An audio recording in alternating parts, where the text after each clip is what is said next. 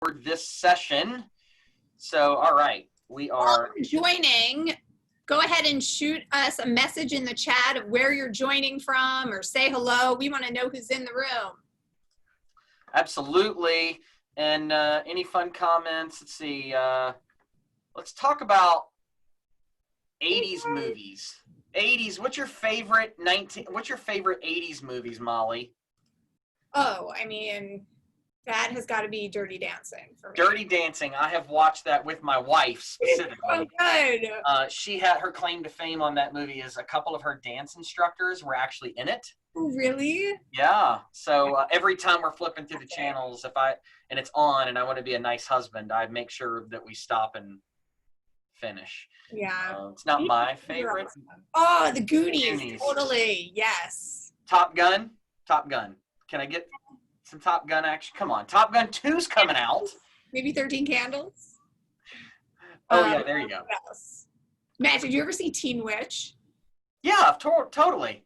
What was how about Teen Wolf with Michael J. Fox? Yeah. It'd be funny to watch some of these now because they would probably, it would feel really good. Of course, Angela says 16 Candles and Breakfast Club. Totally. And what's the other one? Is it Love Actually, where he plays he's got the boombox on his shoulder and he's playing the music? That's not 80s. That was like 10 years ago. No, it wasn't.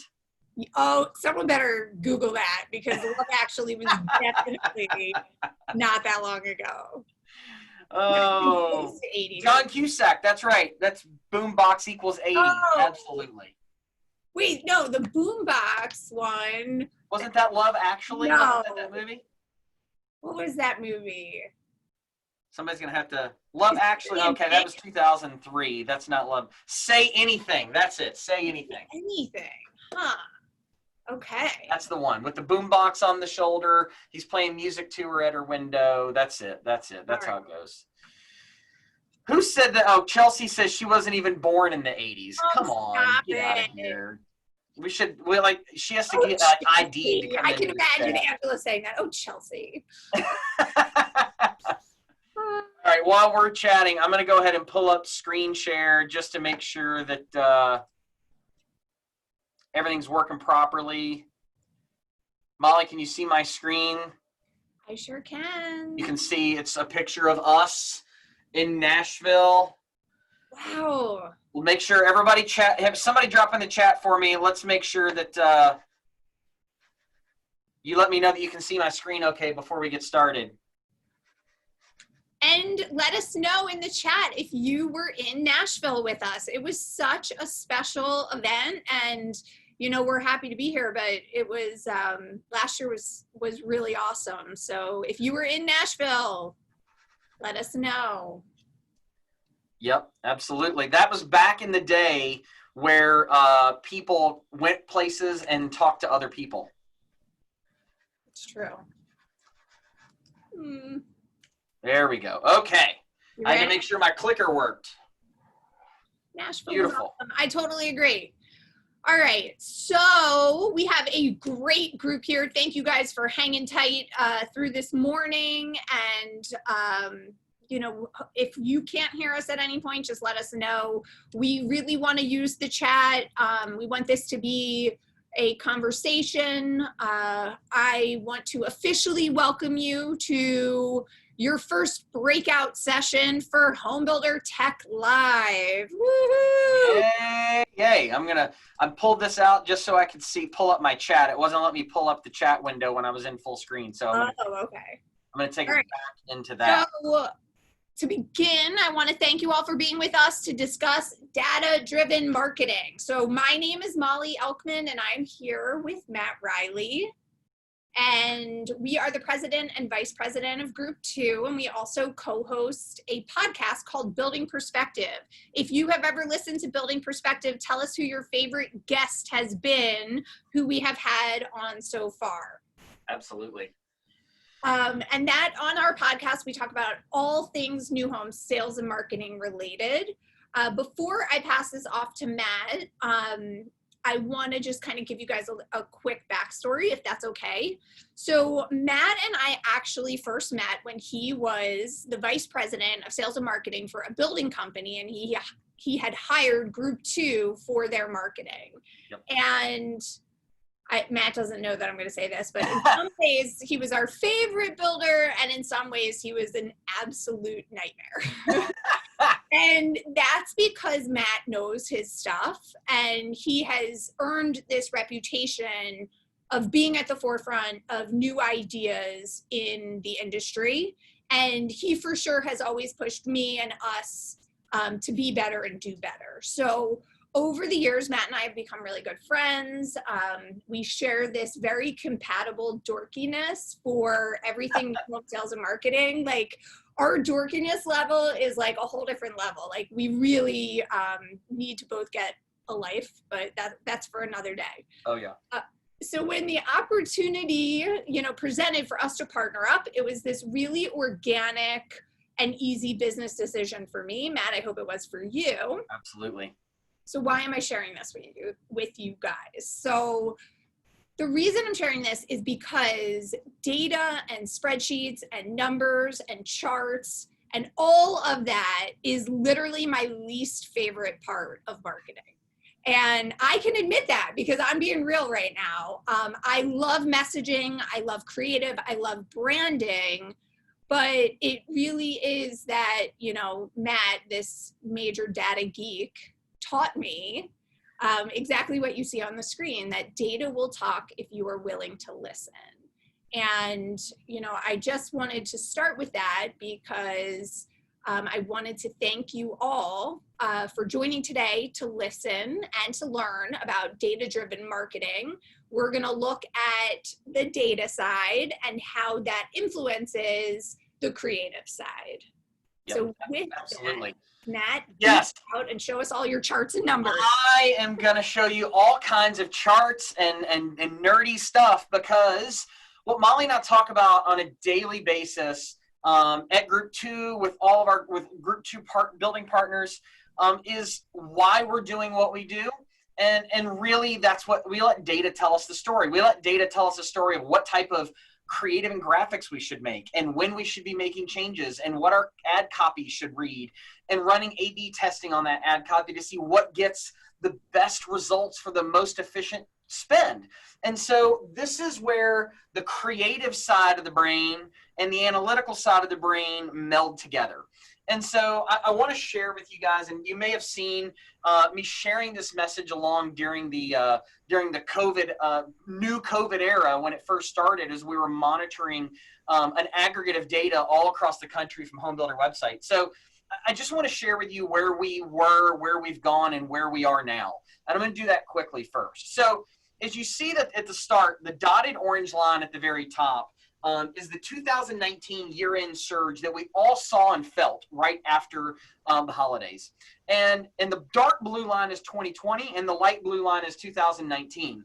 And why do we want to know that? Well, whenever we're looking at anything, and even when we're selling homes, it's always about compared to what, right? So we always want to know what we're coming from and what we're comparing it to, so we know whether we're having success or not.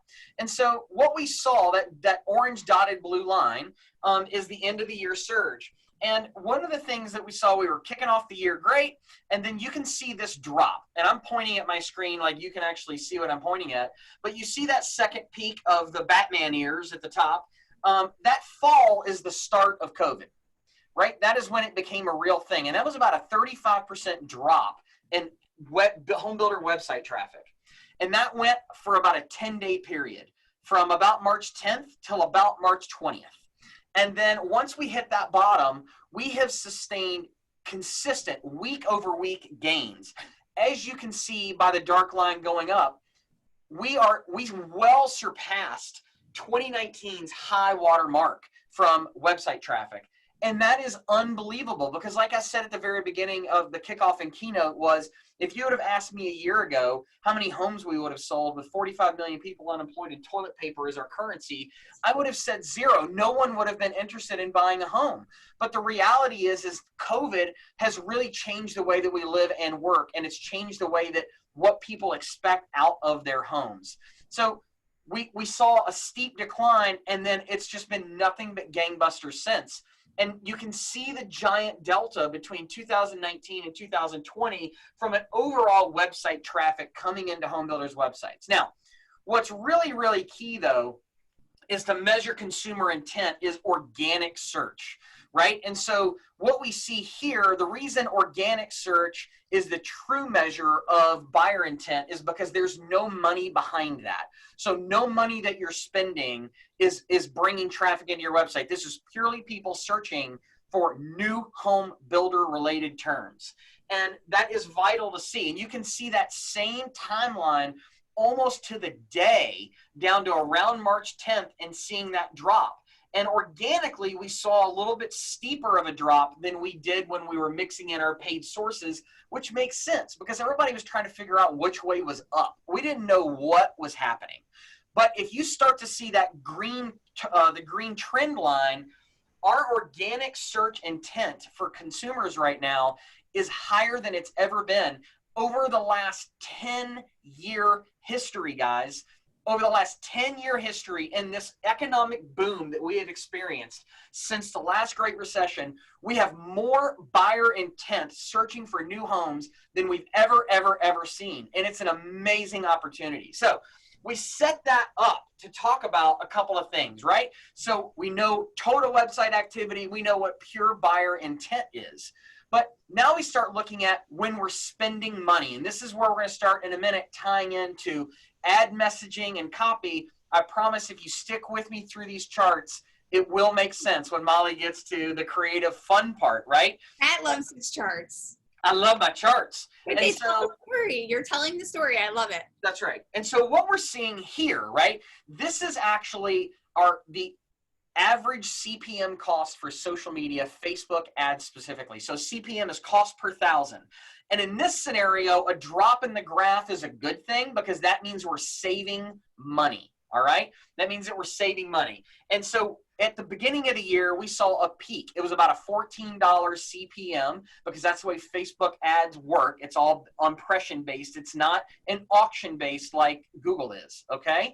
So we saw that drop, and we saw that ads were on sale at its lowest COVID drop point, okay? So that means that because traveling, all of the things that were affected because people couldn't go anywhere, people started, those advertisers stopped spending money. So there was a surge in demand and an oversupply of inventory. So we actually were able to save money. Now, what's also interesting is you can see this other drop as we started to climb back up is when that other drop is when we actually started seeing protesting happening, right? There was the George Floyd killing in Minneapolis. So this is when protesting happened. And this is even a steeper drop from when COVID hit. And the reason being is not because people weren't on social media. It was because advertisers were pulling money. They weren't quite sure where they were showing up, and they were really wanting to make sure that they protected their brand. So we got down to a little bit below a $5 CPM on Facebook costs, which was huge for as a home builder. We weren't greatly affected by that, but we actually got to save quite a bit of money. All right. And we did the same thing at Group 2. So we pulled our ad spend, not even just to protect the brand, but to show support, be respectful That's of right. what was going on and what is going on. So That's it was right. very much, a purposeful pullback. Absolutely. Absolutely. And so now we're kind of back into a little bit of a normal, but we're still saving money from an ad spend. So ads are still on sale from where they were towards the beginning of the year. So it's really, really important to know. And what we're looking at here is almost 46 million home builder ad impressions. So the swath of data that we're looking at is really large. Okay. So this is the other thing that we want to show. We talk about how people are engaging. So you can see that green trend line. Engagement rate is up and continuing on the rise on social media. And one of the things that we saw specifically on organic social media was the builders during COVID that really upped their game and focused on really high quality content, Matterport tours, videos, Facebook Lives, really made it content rich. They saw a 25% increase in customer engagement on their posts. But the builders who didn't change anything, that doesn't mean that they were doing a poor job, but they just didn't up their game like everyone else did. They actually saw a 25% decline. So there was a 50% delta between the people who upped their game on content and made it an important part of their business, and the people that just stayed the status quo. Guys, that is a massive, massive swing for not a lot of effort. Sorry, Matt, I want to interrupt you for 1 second because we do have a question that came in from an anonymous attendee. Okay. But you don't have to be anonymous to ask any of these questions. Should businesses stop using Facebook in protest of their policies? So we did expect that this question would be coming in. It's a valid question that obviously we cannot answer for you because everyone's going to have different viewpoints on this. I do want to say that we will have a social media specific program happening later on. So Chell, if you want to put a link to that program where you're going to get into everything social and ad spend and all of that, that way you can continue that conversation there. Yep, absolutely. We knew that was going to come up, right? That was a no-brainer. So one of the things, what we're looking at here, and this is where we start to shift about how we understand. So we were looking at home builder numbers, and we were looking at how people, what people are doing on home builder websites. But this is coming straight out of Google Trends and understanding what people are actually searching for on Google. And so this is smack dab, and you can see from January all the way to now. What the searches were: home office, home gym, huge spikes. The top level, guys, this is like a school grade. The number one, the highest thing you can get is a 100. These were peaking at 100s. These are absolutely massive search criteria. So understanding what your floor plans are, what the rooms are called, do you need to be tweaking those things? Again, talking about the content and the ad copy that you're delivering, understanding how you can integrate what you know people are searching for into how you're advertising. People are talking about how to garden, how to put up playground sets, how to put in pools, how to make bread. These are all things that absolutely tie into home and what we do as home builders, and ensuring that your content lines up with what people are wanting to see. Not just, hey, we have a home office. Well, yes, that's important. You can start to see these are some of the top search trends that we've seen. Wait, while we're there, I just want to know if you've made bread, tell us what kind of bread you've made. I will declare that I have not made anything. I've not made bread. It was like there was a fad going on of sourdough bread. I know. My sister made sourdough. I have not made anything. Banana bread. All right. Keep them in here. A lot of people make bread. All right. So this is what we're starting to see from a device usage, right? So why do you want to know what people are searching for, what they're doing on home builders' websites, and also what devices they're consuming that content on? So you can see, going back to 2016, the blue line is mobile traffic. You can see that massive spike in mobile traffic. But during COVID, during stay at home, we've actually seen desktop traffic increase much more so than it normally is, because everyone's at home in front of their computer. And so one of the things you want to make sure that you do, especially when you're running ads, is that it's formatted properly to the right device type, right? And so that's something that Chelsea, and we have our social media corner, it's going to happen later. They're going to be specifically talking about those things, and then some other sessions as well. So making sure that your ad content is device specific is really important. And at the end of the day, the whole point of this, right? Why do we look at graphs and charts and all that kind of stuff? Because what we want to happen is we want data to tell us a story. And we have to interpret that story and let it tell us good decisions, good solid business decisions that we need to make. And that is how important the role that all these charts and the data plays in, because it greatly impacts when you're going to sit down with your creative team and put together what consumers are actually going to interact with. Right, Molly? I love it. Yes. All right, I'm going to stop nerding out. You get to talk. I love it. You went so quickly too.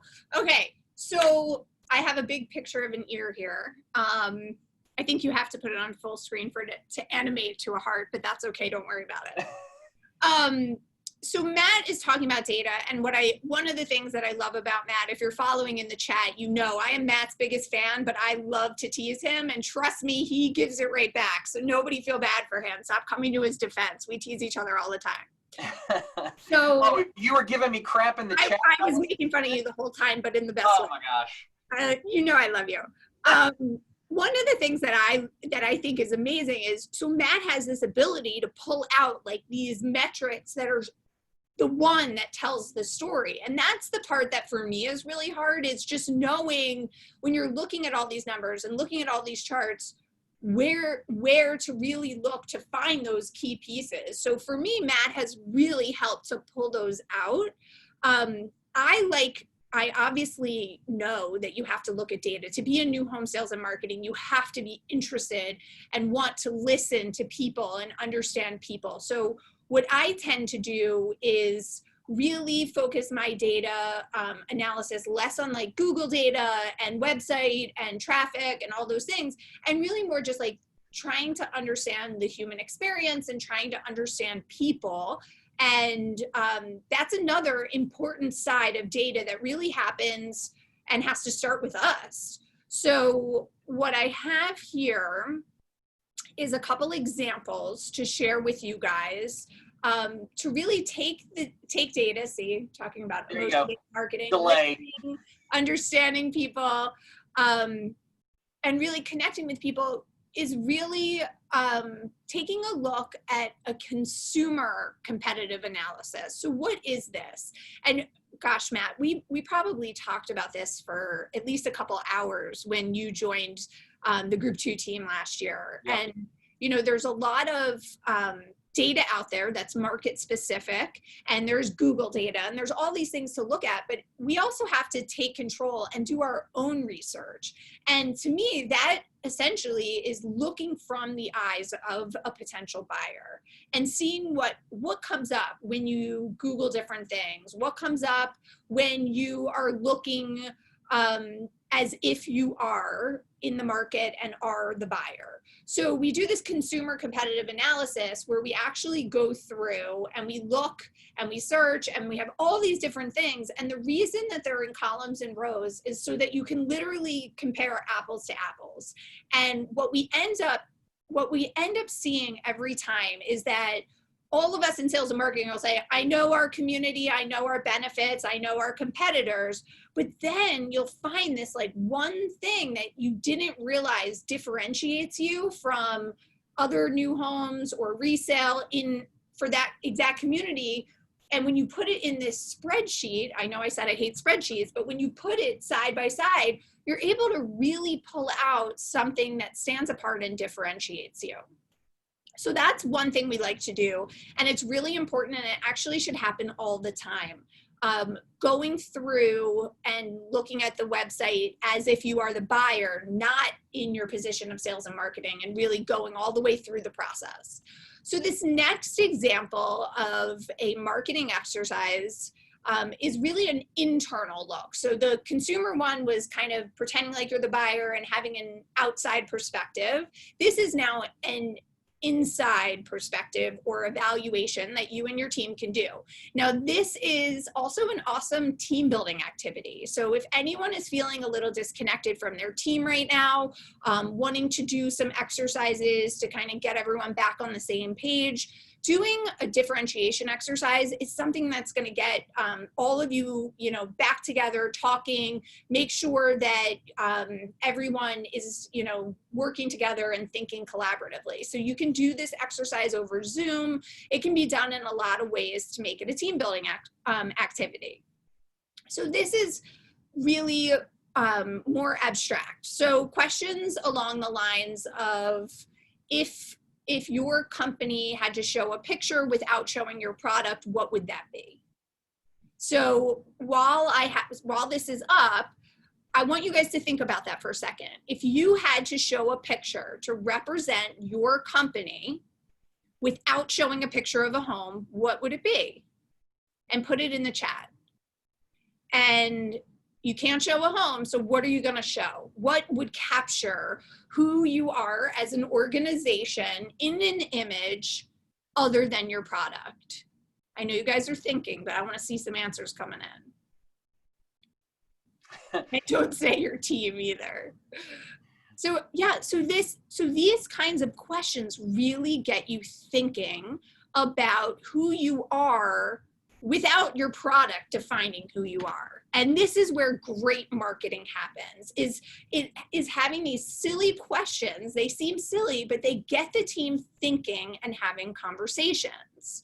Another question would be, if your homes or your company were a car, what kind of car would it be? Now, this is something where you start to really think about who your buyer is and really think about other brands that may also appeal to them for whatever reason. Now, we've done this with a company before where we had one person say a pickup truck and one person say a Lexus. So this creates a great conversation starter where we're not talking about our homes, we're not talking about our specific product, but we're having a conversation of, okay, why do you think a pickup truck and why do you think a Lexus? And talking about why. And when you have that conversation, what happens is all the values and benefits of your product come up in the conversation as you align your brand with these other existing brands. It's really, really a fun way to get into a deeper understanding of your organization, your product, your values. And really, this is what all of us in sales and marketing live for. So this is something, if anyone's interested in coming up with some of these questions, I know George is on here. We like to throw some back and forth, and Chelsea's on here too. I think her favorite question is, if you were a pizza, what kind of pizza would you be? Is that right, Chel? Georgia, if you want to add some other questions in the chat, this is just a great activity.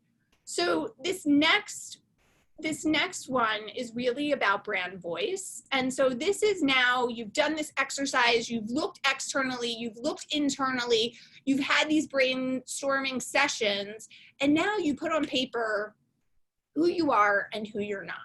And the reason that this is so beneficial, and for some reason, how simple does this look, right? The majority of your organizations don't have this. And the reason is because we just don't understand or realize how important it is. So when you have something like this that really defines who you are and who you're not, it helps you represent your brand or your company and yourself in the way that is, I'm going to say the word that is overused, most authentic, because you're keeping it. I know it's like too much. It's like a buzzword.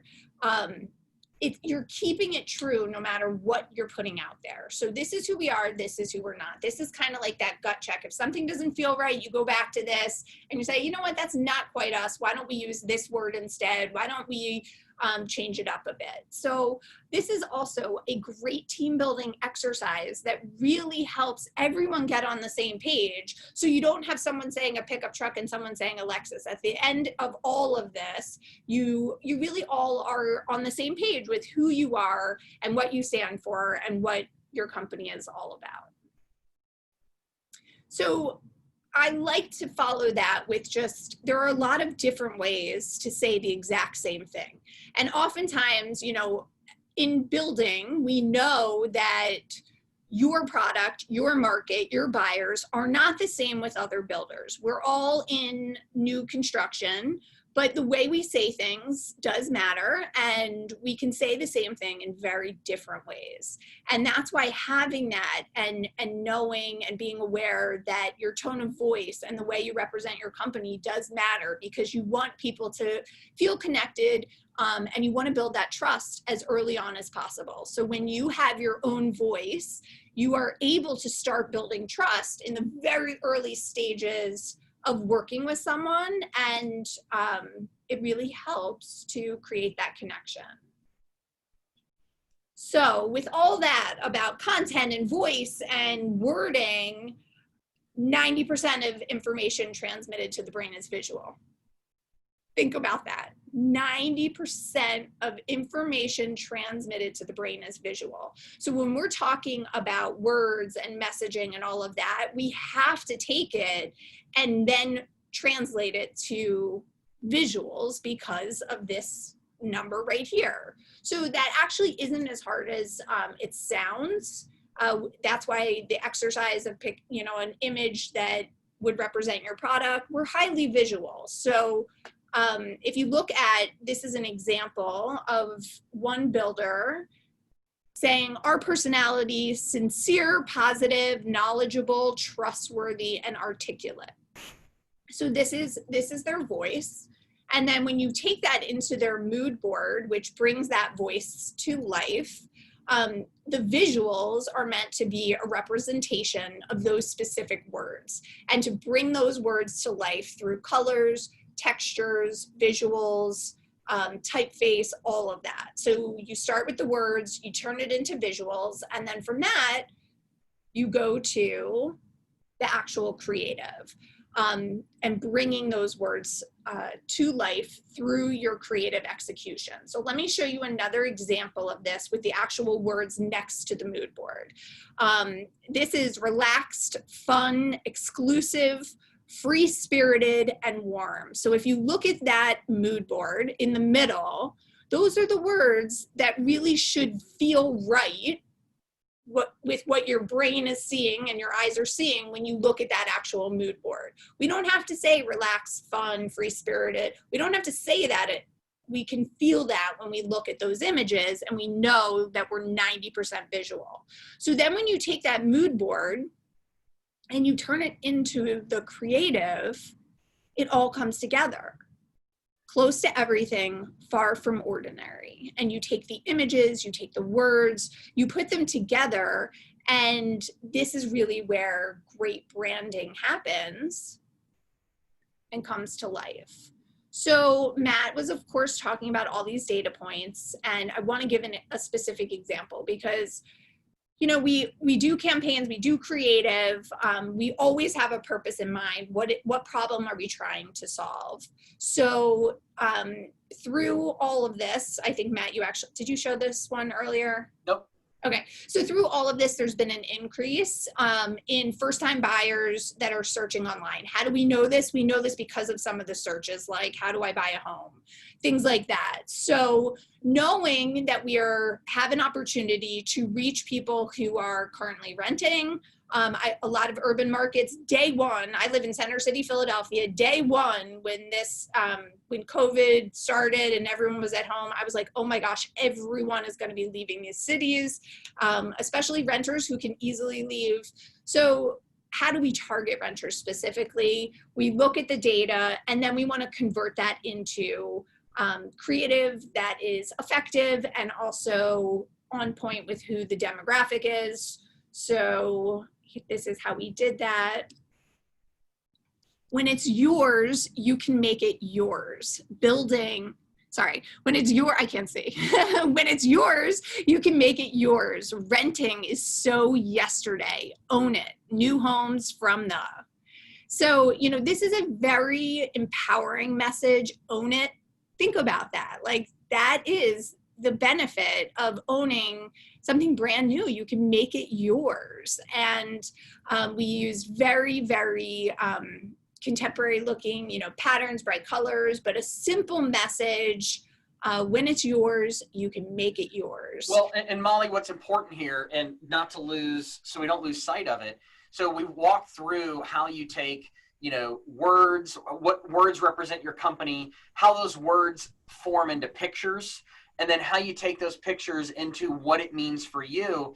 And then so we're coming back and wrapping that together with the data, right? So we know what people are searching for, why they're searching for it, right? So that ties into your ad creative, and even understanding that if people are out there searching for how to buy a home, we're going to know, or something along those lines, we're going to know that that's typically a renter. So this is where you start generating creative and messaging that speaks directly to those renters. So this is how we start tying that data-driven marketing together, making sure that we're delivering a message that the consumer actually wants to see. Right. And while we're on this one, I want to point out that it doesn't matter if you like this. Some of you may be thinking, I don't like how that looks. It doesn't matter. It matters how your buyer reacts to it. And there's so much study about people when it comes to marketing, it can be hard to remove yourself from that. I obviously love this, but if that is what you're thinking of, like, oh, that isn't us, you're right. You would have a different message and a different creative output. So if you can rent, then you can own. If you can own, then you can buy new. Why is this so important? I believe with my entire heart that this is our industry's biggest opportunity to steal massive amounts of market share from used homes. And if you have any messaging out there that doesn't have the word new, you are losing out on a major differentiator that really is appealing in this environment. So I would love to see the percentage of people buying used in all of our markets just really go down. I know everyone knows this, but the builder down the street is not really your competitor. It really is. Resale is all of our competitor. And if we all start putting new out there, I think it will benefit our industry and the US economy as a whole. So I'm going to continue to push this. And then this last one, new is our favorite color. Yeah, new is our favorite color. I was telling Matt, last week, because I am in the city, we are buying a lake house, and we just had our inspection done.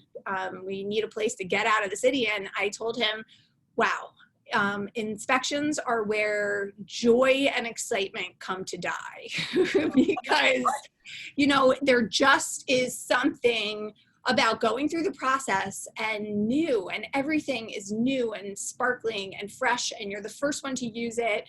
And that is a message that is just so important for the entire economy and for all of us right now.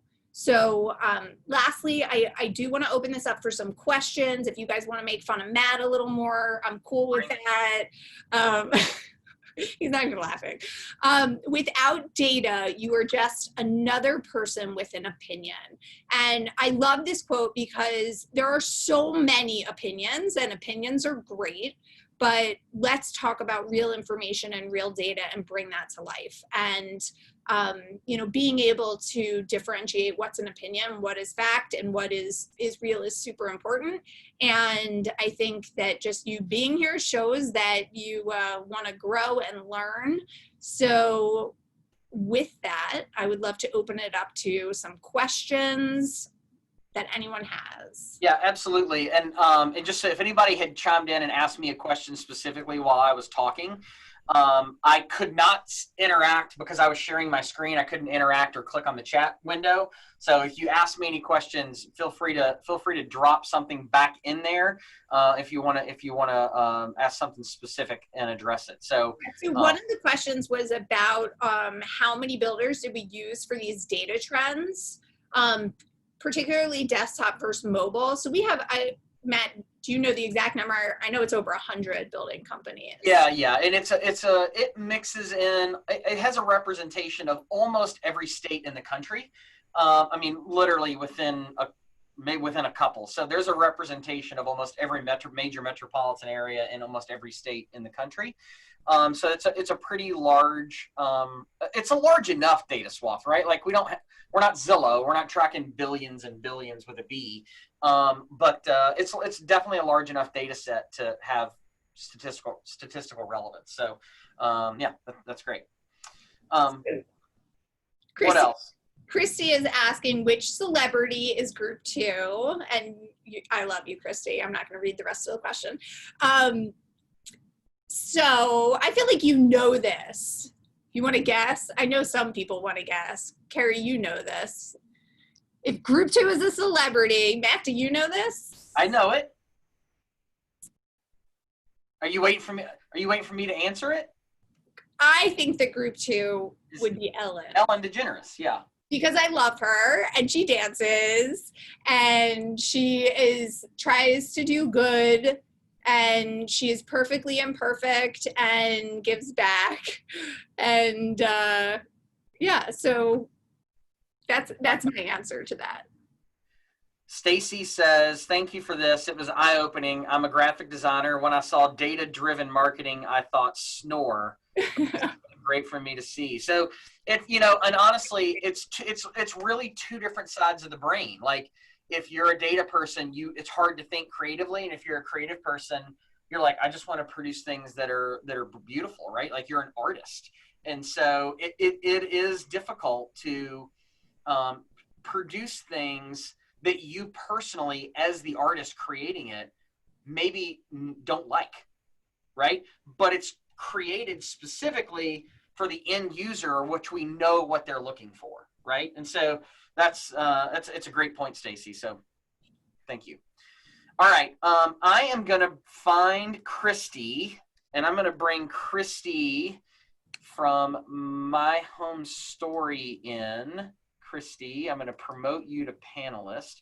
And yes, everyone, you will get the slides, you'll get the recordings, you'll get all of that. Christy, you should be popping over now. So Christy is one of our sponsors for Home Builder Tech. She sponsored last year. Hi. Christy is also one of my favorite people, business aside.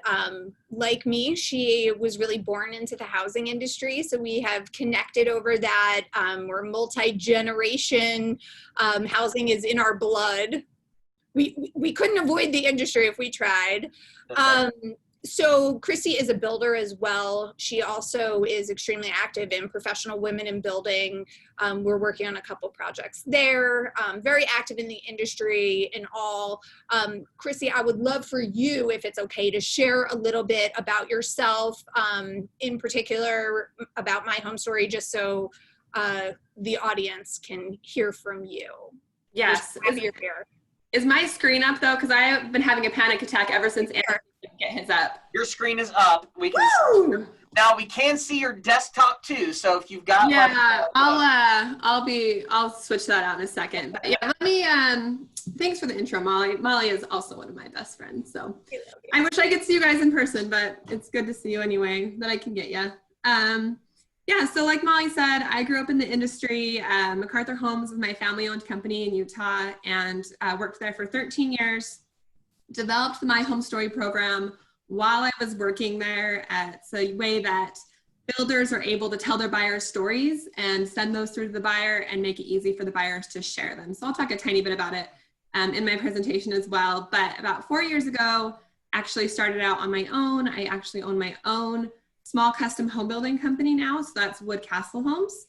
So I'm doing building Wood Castle Homes, and then I'm also still got my hand in My Home Story, although we've hired some other great people that can help sort of take care of most of that. So that's what I'm doing. And when Angela told me I'd be speaking, she said I got to talk about anything about creating awesome, which I love that topic, and it's so broad.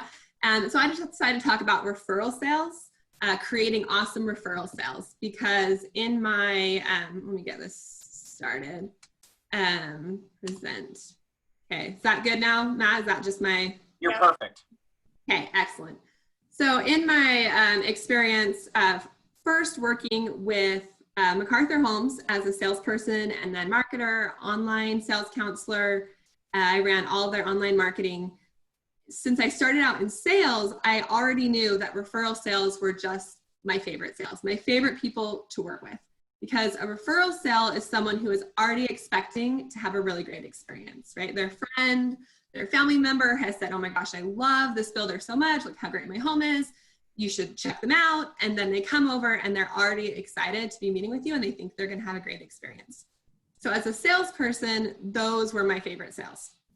Now, fast forward like 15 years since I started doing that, and referral sales have just grown in a crazy way with all of the online opportunities that we have right now. It's not just, you know, the people that you see in person that you talk to, that you tell, hey, I love my home builder. It's everyone that's following you online. People are seeing your posts about your home or your complaints about your home, either way. And so your reach has just become so much broader.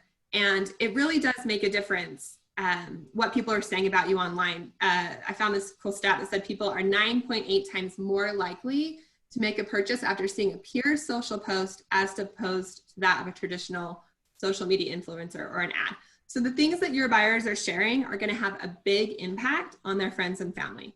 So I've got 5 ways, things that I've done at both my different companies, both my building companies, to try and generate more online referral sales.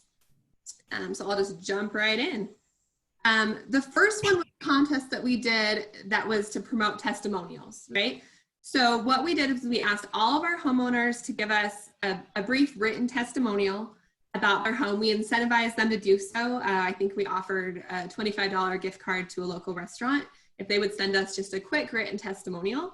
And then we picked our top 10 favorites. And those people we took professional photos of. We did like a blog post about them, and then we did a video. So these videos we created, we videotaped them talking about their experience. We put all of that content online, and then we asked them to share it. And the people that had the most votes, we did a voting app through Facebook at the time. The people that had the most votes won, the grand prize package, which I think was the equivalent of maybe $250. I think it was a night at a hotel and a nice restaurant out. So anyway, so we did that, and it's created content that we actually, MacArthur Homes is actually still using today. It's been, I think, about 8 years since we did that. And this particular video here has over 1,500 views, and those are of those homeowners' peers, people that they shared it with, that then saw them saying how much they loved their home. So it was a great promotion that we did. It was an easy way to get the word out. We had a bunch of referral sales directly from that promotion. And I think the total cost of it was, like $500 to $600. So really affordable, great way to get the word out, and a great way to generate some referral sales online.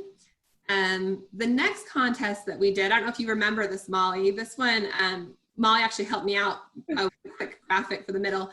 And the graphic does date us because this was a while ago. An old iPhone, as you can tell. But the contest was fantastic. We decided to go for user-generated content this time.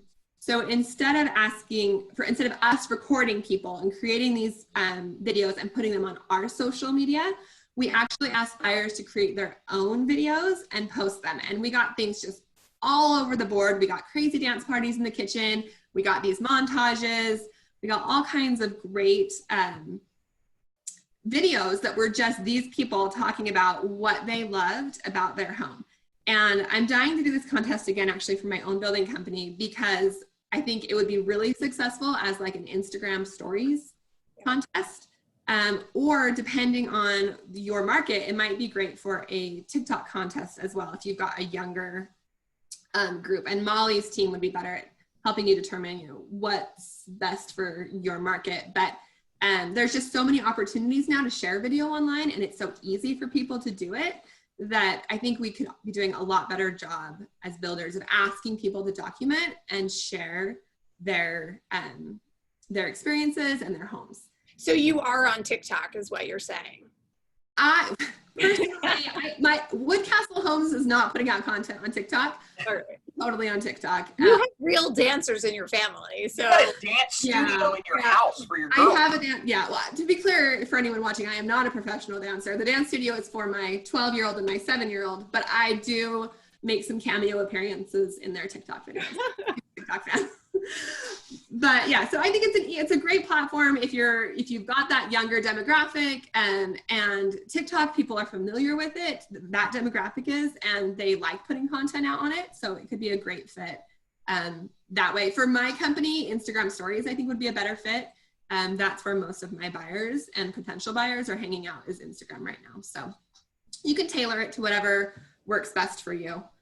So another tip is we looked at, this was back at MacArthur Homes, but after we'd done these contests, we wanted to find a way to get people posting without us constantly having to promote, because there's only so many times you can do a video contest over and over again, right? It gets old, it gets boring. We wanted people just talking about their experience and talking about their homes and sharing our content. So I was putting out a lot of different types of content and doing a lot of data analysis, like Matt loves, to try and figure out what people were interested in sharing what was resonating with people, what they would then pass on to their friends and family. Because as a home builder, we had a pretty small reach. We weren't spending a lot at the time on social media like ads. And at that time we could still get some organic traffic to our social media posts. Now it's practically impossible, it feels like. But what we really wanted is we wanted our buyers posting about us. So we were looking at what kind of content are they interested in posting. And hands down, the posts that got the most shares, that our buyers were most interested in posting, when we had pictures of their own homes. People are most interested in what's personal to them. So we wanted to find a way to get them, to make it easier for them to post about their homes, and then also to relate it back to MacArthur Homes, which is when we developed the Home Story program. The basic idea is, I'm going to show you it on my Woodcastle Homes page right now. So what we created was a blog, essentially a blog page for each home buyer. So here's a home I completed recently. You can scroll all the way down. Oh my goodness. It's a beautiful home. It was a great project to be able to work on. You can scroll all the way down. You can see a lot of work went into this home. And you can see there's a post for every step of the way. Every week I did a post about what was going on with their home, and included photos with that. So we actually started doing that at MacArthur Homes many years ago, and we did it manually, which I was the online marketing manager at the time, and it was just a ridiculous amount of work. So I would have the sales agents take photos, they would send them to me, I would resize them, I would upload them to the buyer's page, I would type what was going on, I would email the buyer, and I said, your home story has been updated, here's your link. And it was, the buyers loved it, and I hated it. It was like a nightmare to do all that work. So we ended up developing this app that was built to basically do all that work at the same time. So the sales agent uses the app, they take their photos, it pushes them to a website, and the buyer gets this email saying, here's your home's progress, and here's your links to share. And the real key of that, and the key to, I think, for any home builder program when you're trying to get your buyers to share, regardless of what you're doing, is making it easy for them. And I think that as an industry in general, we are terrible at doing that. We are way behind. You know, some of the sessions have talked about how we've made these big jumps in technology thanks to the push that we've gotten from the COVID situation. And I hope that this is another place where we take a big jump forward, because I think home builders are behind on this. Everything that I've bought online or in person in the past, like, I don't know, maybe 5 to 8 years, I feel like whatever I buy, they're making it easy or telling me how to share about my experience, right? I buy pizza, they say, tell your friends you ordered from Papa John's. I buy furniture, they say, use these links to share photos of your furniture. My orthodontist, he gives me opportunities to share all the time. I just got my braces off though. But the last couple years I've had braces, and I've been back through that whole process, and my orthodontist has said, you know, share this about your experience, share this about your experience. I've probably done 3 different posts about my orthodontist, simply because they've made it easy, and they've had links for me to share, or they've had ideas of things they want me to share. And you just don't see that as much from home builders. So hopefully we'll start seeing it more, because if somebody's going to be sharing about their pizza purchase, they should certainly be sharing about their gorgeous new home that they're building. So we got to just make it easier for them. So that's the point here with the buttons to share their photos. When they receive them, they can share them. This is a quick pretend post I did, but the idea is you share it. When they share this particular way, you get the photo of their home and a link back to their page. So that's how we've been driving that referral traffic back. And in fact, with my personal company, Woodcastle Homes, I've worked exclusively on referral sales, almost all of them online referrals, for the past 3 years. And I'm a small custom builder, so that's easier to do. Obviously, if you're building 1,000 homes a year, it's harder to work entirely on referrals. But certainly, online referrals should be a big portion of our sales and of what we're doing. So finally, one more idea, something that I've actually started doing just this last year that I've gotten a great response from, that I love doing, is I started doing professional family photos of all of my buyers in their home. And that's what I give them as their 1 month, congratulations, you've been in your home for 1 month, sort of closing gift, I guess post-closing gift, is I have a famous local photographer who does beautiful work come out to their home.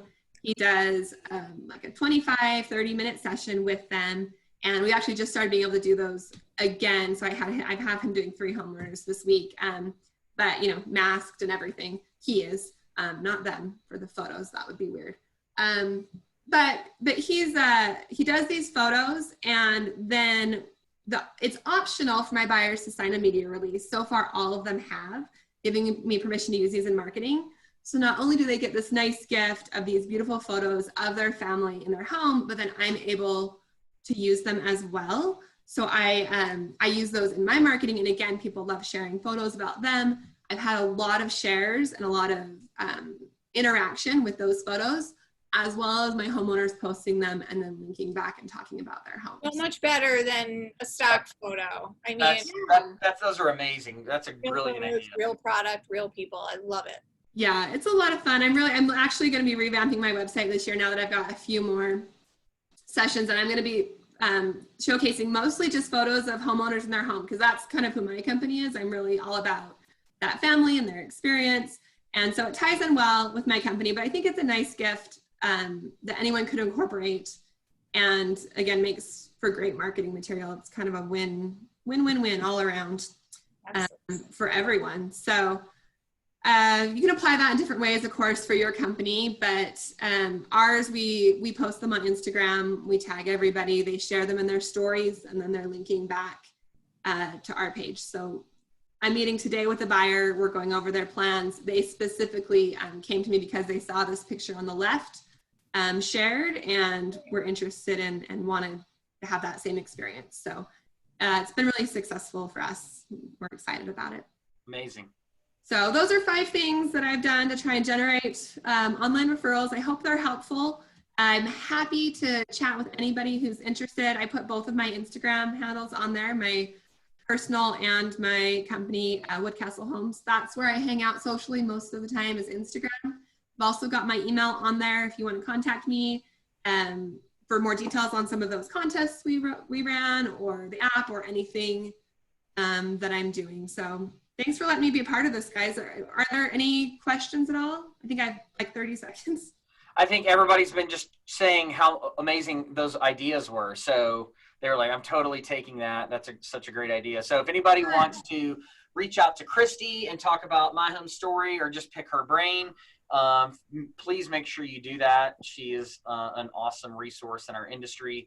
And then I believe Lloyd also dropped in the chat with My Home Story, his email address, if anybody wants to chat with him about the app of My Home Story. Really, really amazing. So thank you very much, Christy. Thank you, guys. Yep, awesome. Yeah, and Lloyd's a great great person to contact if you have questions about the app. Definitely. Yeah, absolutely. All right, guys. Just as a reminder, in 1 minute, we're gonna end this meeting, and then you guys make sure you pop over into Lasso. They're gonna dive into some email and automation with Dave Betcher at Lasso and team, with Bassam at Atlas RTX. So it's going to be an amazing presentation. Make sure you go over into the agenda link. I'm going to post it right here in the comments. Make sure you refresh your screen, because these are coming live as it gets closer. So it may go from not available to click on to available. So make sure you refresh your screen, and then there's a live session, and then there's an on-demand session. So make sure you tune in to the live session, and these will all be recorded as well. So thank you, Christy. Thank you, everyone. And we will see you in just a bit. Great. Bye. Bye.